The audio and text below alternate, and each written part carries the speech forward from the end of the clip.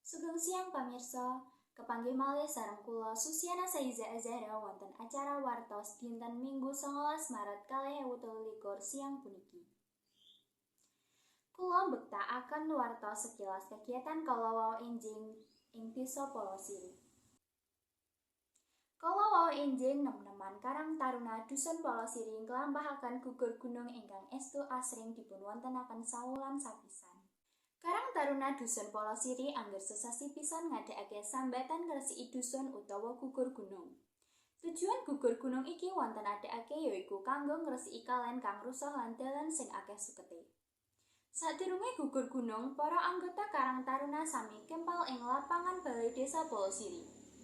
Kegiatan iki dipelori Ketua Karang Taruna yaiku Dimas Andika Pratama.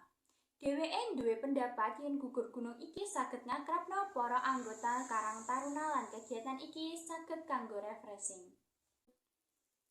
Puniku kala wau wartos ingkang kadados ing enjing dinten Desa Polosiri. Cekap semanten menawi wonten kelepatan ingkang atur kula nyuwun pangapunten. Sugeng siang, wassalamualaikum warahmatullahi wabarakatuh.